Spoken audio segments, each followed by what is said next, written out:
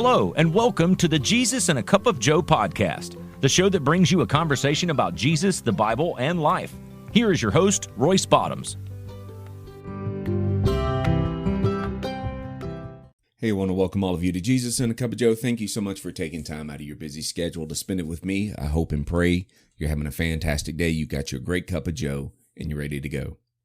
Last week, I looked at 5 of the 12 apostles that followed Jesus. And I examined how they were called, how they lived their life, how they played an important part in the scriptures, and how they died. And the first 5 was Peter, James, and John, Andrew, and Philip. And so today I'm going to pick up with Bartholomew.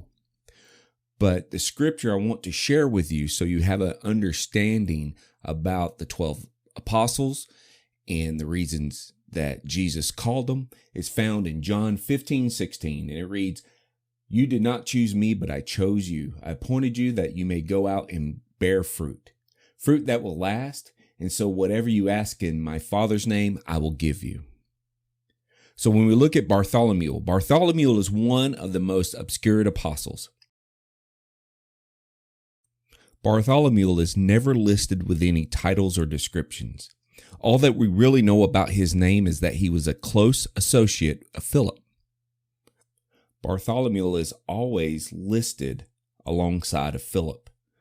This may indicate that Bartholomew and Philip had some type of a relationship. So the question is Bartholomew the same person as Nathan?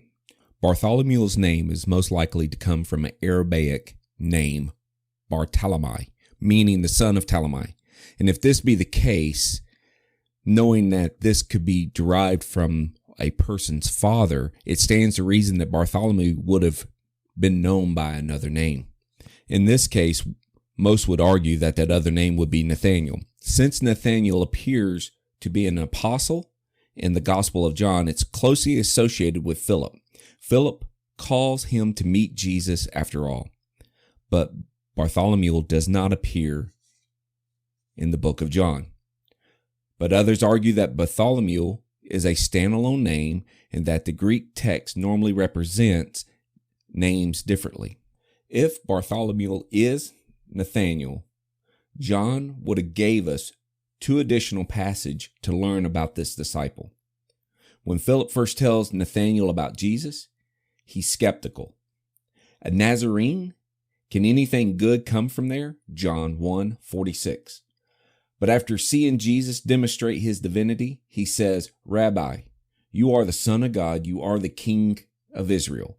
John 1:49. Toward the end of John's gospel, Nathanael comes up again.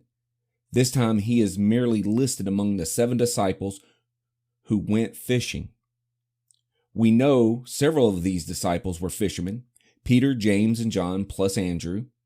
And if he's one of the unnamed disciples in this passage, so either Nathanael was a fisherman or he was just taking an opportunity to learn a new trade, since at this point it seemed like the whole disciple thing didn't work out.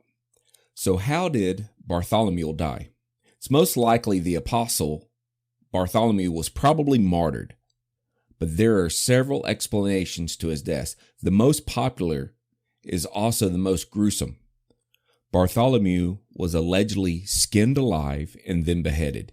Most art portrays the apostles to include some kind of iconic relations to their death. So Bartholomew is often portrayed wearing his skin, or in a less gruesome portrait, holding a knife for skinning. Other accounts suggest that he was beaten then crucified. He was crucified upside down. He was crucified then taken down before he died and then skinned alive and beheaded, or just beheaded. There's no claims that he died of old age or any natural causes. I couldn't imagine being skinned alive and then beheaded. But then again, we have to look at the situation of the times and how they used to treat people for punishments. But now when we turn our attention to Matthew was also known as a Levi. He was a tax collector. It was one of the most hated professions in the first century. As a tax collector, Matthew collected taxes for Rome from his fellow Jews in Capernaum. That in itself will be enough to make him feel like a political traitor. His profession was a symbol of Israel's Rome occupation. But to make matters worse, tax collectors made their own money by saying people owed Caesar more than they did, and then skimming off the top. And there was nothing anyone could do about it. As a result, tax collectors were right up there with prostitutes for the worst of sinners. So it was a big deal that Jesus asked Matthew to follow him and to become one of his disciples. With Matthew being asked to become a disciple, painted a powerful picture on how God partners with all kinds of people, even those you least expect, to accomplish his purpose. And despite the fact that Matthew would have been considered a religious outsider, Jesus brought him into the inner circle of what we eventually become the world's largest religion. Despite the fact that Matthew is one of the better known disciples, he's actually only mentioned 7 times in the Bible. Matthew is one of the few apostles whose calling is recorded in the Gospels. All 3 Gospels have their versions about the same account.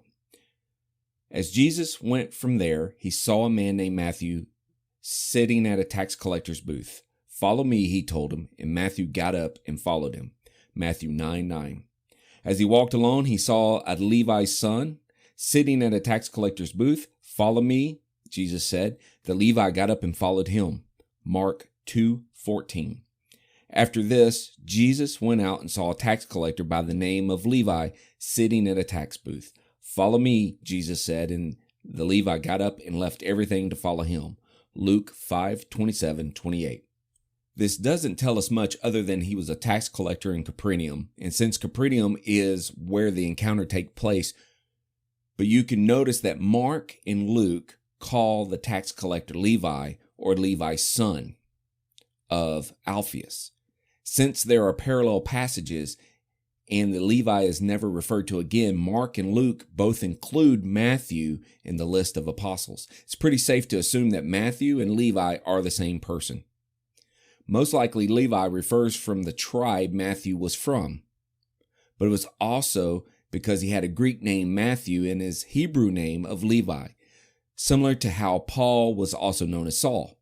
Since Matthew Levi was a Jew employed by the Romans, this would not be surprising. Immediately after calling Matthew to follow him, Jesus had dinner at Matthew's house. Many tax collectors and sinners came to eat and dine with Matthew and Jesus. When the Pharisees saw this, they tried setting a trap to prove that Jesus was a fraud. Upon hearing this, Jesus said, "It's not the healthy who needs a doctor, but the sick.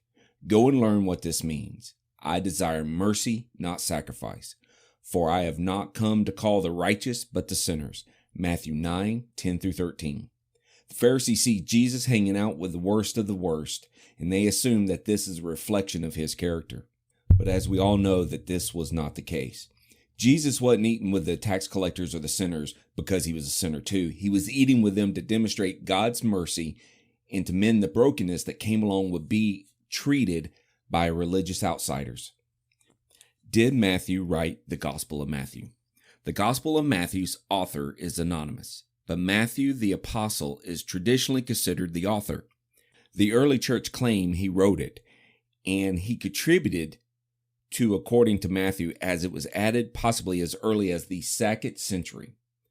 While there's no credible argument against his authorship, no alternative writers have ever been named. So how did Matthew die? Traditions disagree on how Matthew died. Various accounts have said that he was beheaded, stoned, or stabbed. One even suggests he died of old age like John. Most scholars believe that he probably was martyred. So now we look at Thomas. Thomas, perhaps the best known as Doubting Thomas. He famously doubted the resurrection of Jesus and told the other disciples, "Unless I see the nail marks on his hand and put my finger where the nails were, put my hand into his side, I will not believe." John 20:25. Then Jesus appeared and offered to let him do just that. After seeing Jesus in the flesh with his own eyes, Thomas proclaimed, "My Lord, my God." Jesus responded with one of the most powerful statements about faith in all the scripture. Because you have seen me, you have believed, but blessed are those who do not see and believe. John 20:29. Thomas's moment earned him the nickname of Doubting Thomas, which evolved into a term for anyone who needs proof before they believe in something. Honestly, that's all you really need to know about Thomas. He's not a major character in the Bible by any means. He's only mentioned 8 times in the entire New Testament. 4 of those were the list of the 12 apostles. And although the early church people would have been happy to fill in the details of his life, few of those details are relatable.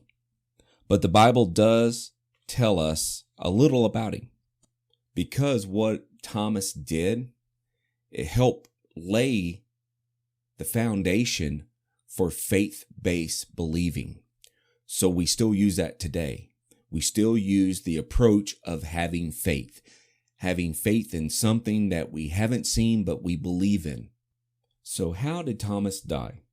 For such a minor apostle, the church tradition is remarkably considerate about his death. And as the early church calendar reads, 3rd of July, St. Thomas was pierced with a lance in India. So the Christian traditions specify that this took place July 3rd, 70 AD. And the Act of Thomas says that he was martyred by a spear in India. No other traditions exist about Thomas's death. So now we look at James, the son of Alphaeus.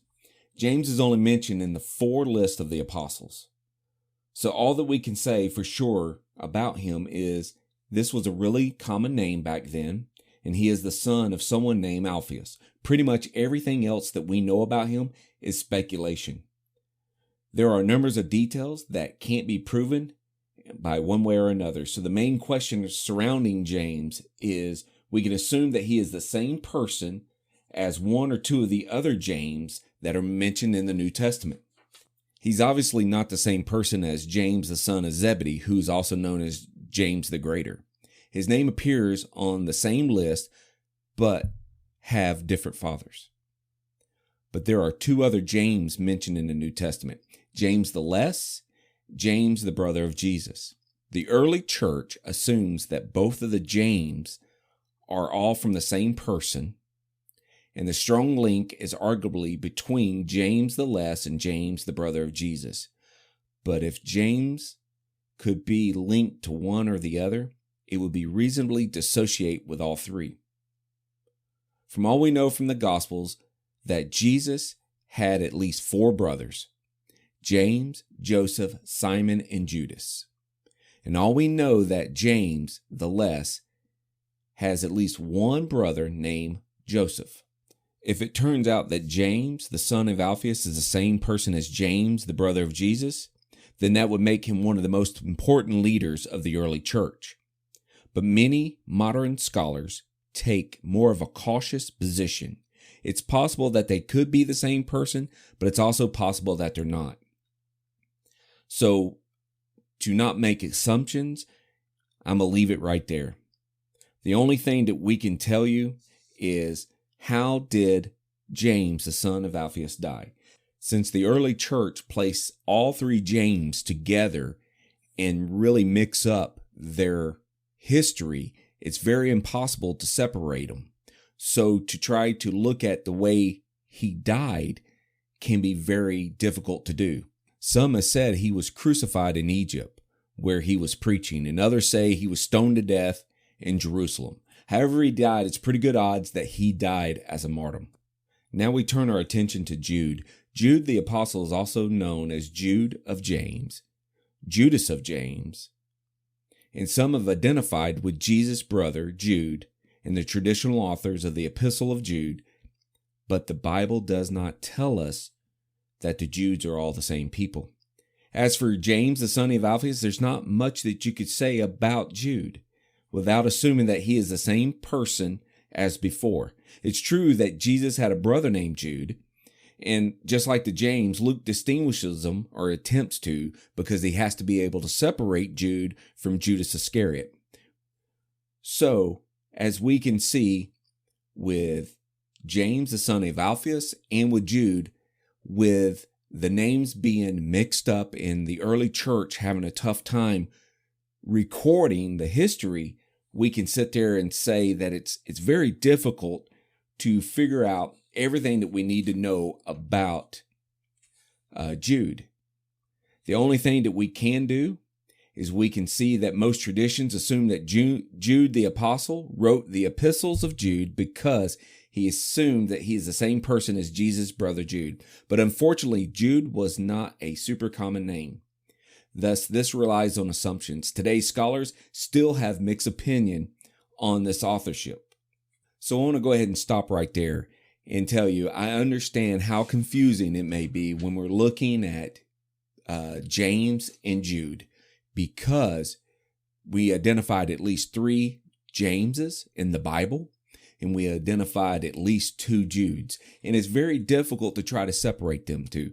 And from everything that I've looked at and researched, it's very hard pressed to find information other than the bits and pieces that we're able to put together.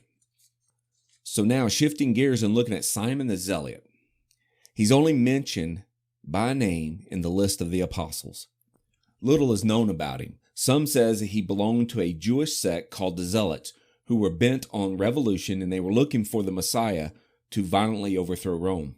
Or he may have simply been an overzealous person of the Mosaic law, or zealous for Jesus and his teachings. The Bible doesn't tell us what the zealot signifies, so no one can really say for sure. So how did Simon the Zealot die? There's numerous accounts of his death, but the earliest records came from centuries after his death. Like many of the apostles, it's hard to conclude exactly which traditions, if any, could be trusted. Some said he died in the kingdom of Iberia. Some says he was martyred in Persia in 65 AD. Another said that he was crucified in Samaria. So we are not sure how he died or anything else about him. So the last of the original 12 disciples is Judas Iscariot. He's one of the most widely known disciples. His infamous betrayal of Jesus for 30 pieces of silver, which led Jesus' death to the cross. Today, Judas is still known as the ultimate traitor. Judas appears several times in the New Testament stories, while the gospel writers are in agreement that he betrayed Jesus. They present various takes on his motives or circumstances surrounding his death. Judas Iscariot may have been considered good with money or trustworthy because somehow he would always end up as the treasurer for Jesus and for the disciples. Ironically, the first passage that tells that he was in charge of the group's money also tells us that he was completely untrustworthy. But Judas Iscariot, one of the disciples, said, "Why is this ointment not sold for 300 denarii and given to the poor?" He said this not because he cared about the poor, because he was a thief and having charge of the money bag he could use to help himself to where he put it. John 12, 4-6. This is partly the reason why many people believe that Judas Iscariot betrayed Jesus out of greed. During the Last Supper, Jesus claimed that one of the disciples would betray him and then tells Judas, "What you're about to do, do it quickly." John 13:27. Somehow none of the other disciples picked up on this. They all assumed that he had something to do with being in charge of the money. Each of the Gospels gives a slightly different version of the moment Judas betrayed Jesus, but the main thread goes like this. Judas met with a chief priest and agreed to betray Jesus. Matthew 26:14-16. Jesus goes to the Garden of Gethsemane to pray. The disciples keep falling asleep. Matthew 26:36-34. Jesus arrives with an armed mob sent from the chief priest and points out Jesus and greets him with a kiss. Matthew 26:47-49. Shortly after Judas betrays Jesus, he tries and fails to return the money to the priests. Matthew 27:3-4. So how did Judas Iscariot die? Judas Iscariot's death was unique among disciples. Why James, the son of Zebedee, was the only apostle martyred in the Bible, Judas Iscariot was the first to die.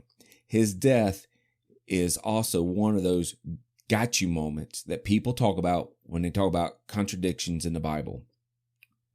The Gospel of Matthew says he hung himself. So when we look at Matthew 27:5, it says, "So Judas threw the money into the temple and left, and then he went away and hung himself." The chief priests then used the money to buy a potter's field because it was blood money and they could not put it back into the treasury. But Luke records a different death of Judas in Acts 1:18 and 19. With the payment he received for his wickedness, Judas bought a field where he fell headlong and his body burst open and his intestines spilt out. Everyone in Jerusalem heard about this and called the field in their own language the field of blood.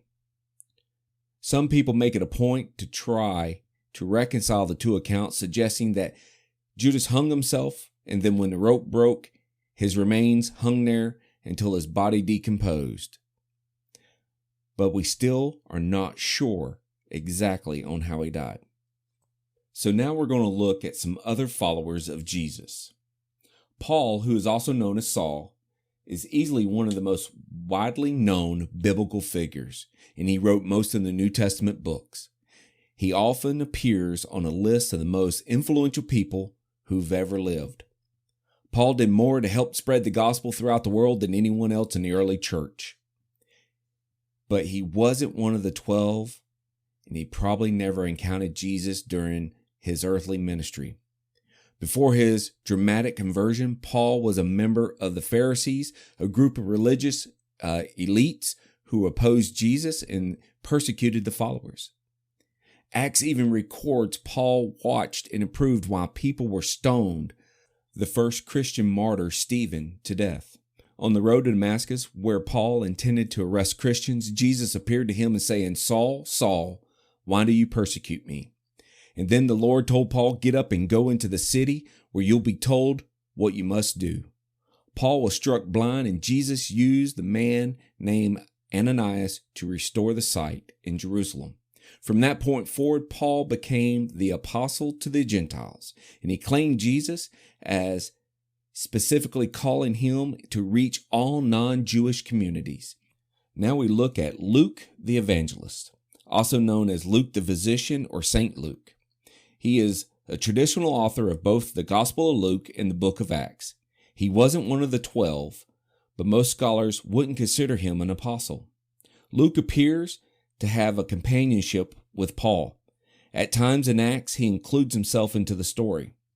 Acts 16:10, after Paul had seen the vision, we got ready to go once more, leaving for Macedonia, concluding that God had called us to preach the gospel to them. And while Luke didn't personally witness Jesus' ministry, he claims to have carefully investigated everything from the beginning, and he accessed the eyewitness accounts, including the Gospel of Mark. In 4 centuries, the bishop claimed Luke was one of the 70 disciples mentioned in Luke 10. But that's unlikely, especially since Luke appeared to indicate that he was not an eyewitness. While there are certainties of the importance of the early Christian church, Luke is not one of the 12 apostles. So finally, we look at Mark the evangelist, commonly believed to be the same man as John Mark, and the traditional author from the Gospel of Mark. The Bible doesn't explicitly connect these two people together like the early church. John Mark was a traveling companion of Paul and Barnabas. And as we can see, that when Peter escapes from prison in Acts 12, he flees to John Mark's mother's house, which this is important to be the gathering place of early Christians. So Peter and John Mark likely crossed paths, and it wouldn't be surprising if they developed a lasting relationship as a result. With all that being said, Mark, the traditional author of the Gospel of Mark, is not one of the 12, and probably was not an eyewitness to Jesus' ministry. According to tradition, Mark's gospel is based on Peter's account of his time with Jesus, which could be why Matthew and Luke's gospel appears to be based on the Gospel of Mark, even though Matthew was an eyewitness. So that concludes the 12 disciples, who they were, how they became disciples, and how they died, and the additional people who were a part of the gospel of Jesus Christ. I hope you guys have been able to understand and follow how all of this has taken place. As we got into later on into the disciples, I can tell you, like I said, with James and Jude, it's very confusing because the history has been interwoven throughout the centuries. But what we need to take away from this is that Jesus calls us all. He doesn't segregate or separate. He calls us all for a purpose, and we need to be able to answer that. So as I get ready to wrap up today's episode, I want to leave you again with John 15:16, which reads, "You did not choose me, but I chose you and appointed you so that you may go and bear fruit. Fruit that will last, so that whoever asks in my name, the Father will give you." And we need to remember that we don't choose Jesus. Jesus chooses us.